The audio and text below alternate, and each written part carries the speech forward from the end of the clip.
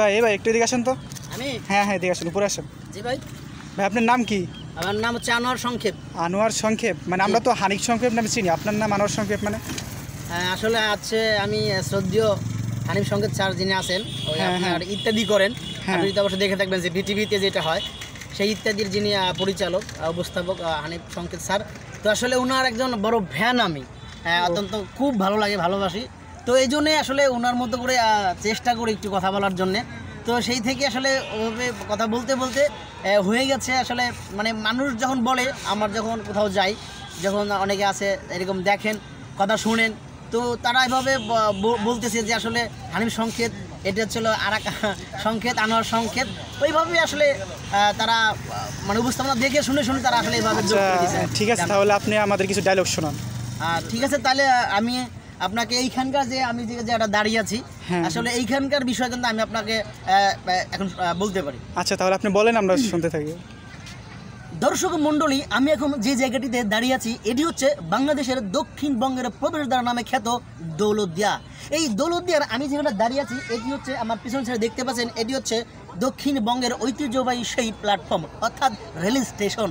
এই rail station থেকে মানুষ খুলনাগামী বা এই দক্ষিণবঙ্গগামী অনেক পথে যাতায়াত করে। এই পথে যাতায়াতের জন্য হাজার হাজার লক্ষ লক্ষ মানুষের একমাত্র যানবাহন বা পরিবহন ব্যবস্থা হচ্ছে এই রেলপথ। রেলপথ ব্যবহার করে এই দক্ষিণবঙ্গে হাজারো মানুষ প্রতিনিয়ত যাতায়াত করে। দর্শক মণ্ডলী, আমি যে জায়গায় দাঁড়িয়ে আছি এটা হচ্ছে দক্ষিণবঙ্গের সেই প্রবেশদ্বার এই রেলপথ। শুধু স্টেশন বা রেলপথের জন্য কিন্তু এই দক্ষিণবঙ্গ দৌলতদিয়া এত পরিচিত নয়। এখানে রয়েছে কিন্তু লঞ্চঘাট, রয়েছে ফেরিঘাট এবং আরও ঐতিহ্যবাহী তরুণ সমাজের কাছেও একটি ব্যাপক হারে পরিচিত এখানে রয়েছে একটি যৌনকর্মীদের এক বিখ্যাত পতিতালয়, যে জায়গাটা নিয়ে আসলে হাজার হাজার মানুষের কৌতূহল। আসলে সব মিলে ইতি এবং নেতিবাচক সব কিছু মিলেই কিন্তু দক্ষিণবঙ্গের এই প্রবেশদ্বার এই জায়গাটি অত্যন্ত বৈচিত্র্যময় এবং অন্য জায়গা থেকেও এক অন্যান্য, যার কারণে এবং অকারণে হলেও কিন্তু মানুষ এই জায়গায় ছুটে আসে। কেউ নেশায়, কেউ কারো আশায়, কেউ হয়তো কারো আসে, আবার কেউ কাউকে ভালোবেসে।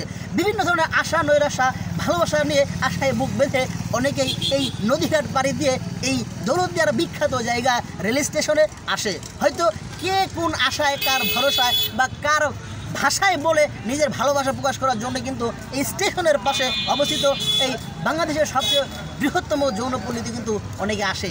কেউ বা ফেসে যান, কেউ বা ভেসে যান। তবে যারা ফেসে যান তারা কিন্তু তাদের ভালোবাসায়, আর যারা ভেসে যান অর্থ সম্পত্তি ক্ষতি করে, অর্থ সম্পদ লস করে, টাকা পয়সা হারিয়ে তারা যান, তারা কিন্তু ফেসে যান। তো এই আশায় আর ভালোবাসায় কেউ আসেন, কেউ বা ভাসেন, কান্নায় অথবা কারো কোনো আর নয়। এই ভালোবাসার ফেসে যাওয়া নেই কিন্তু বাংলাদেশের ঐতিহ্যের আরেকটি কিন্তু ধারক এবং বাহক হচ্ছে এই দৌলতদিয়া রেল স্টেশনের পাশে অবস্থিত বাংলাদেশের বৃহত্তম যৌনপল্লী বা পতিতালয় বলে মানুষ খ্যাত সেই জায়গাটি।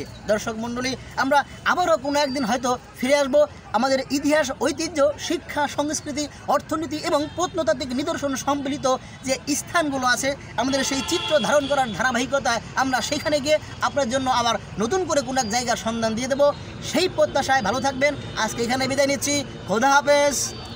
ধন্যবাদ ভাই, আপনাকে অনেক ভালো লাগলো। আমরা ভাইকে শুধু জাস্ট দাঁড়িয়ে করেছি এখানে যে এইখানে দাঁড়িয়ে কিছু ডায়লগ শোনানোর জন্য। ভাই এত সুন্দরভাবে কোনো স্কিপ ছাড়াই এত সুন্দরভাবে যে ডায়লগ দিতে পারবো আমরা কল্পনাই করতে পারিনি। তো ভাই, আপনি কত বছর ধরে মানে এই অভিজ্ঞতাগুলো তৈরি করছেন?